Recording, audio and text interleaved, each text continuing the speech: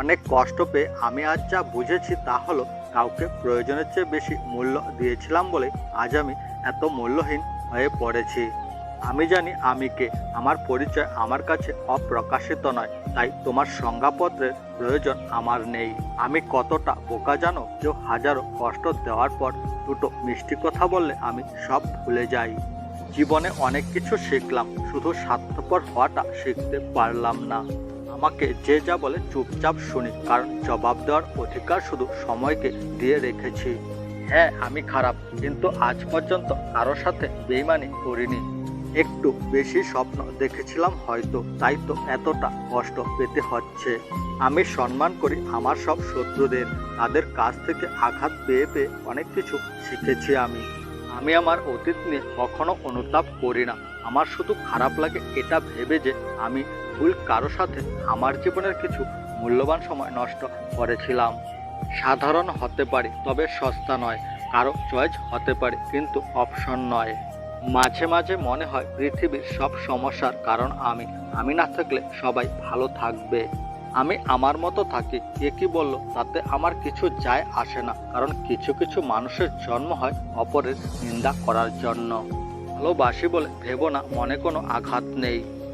কেউ যদি আমাকে খারাপ মনে করে আমি তাতে কিছু মনে করি না, কারণ একজন মানুষ সবাইকে ভালোবাসতে পারে কিন্তু সবার চোখে ভালো হতে পারে না। আমার কাছে সময় নেই তাদের দেখার যারা আমাকে ঘৃণা করে, আমি তাদের সাথে ব্যস্ত থাকি যারা আমাকে ভালোবাসে।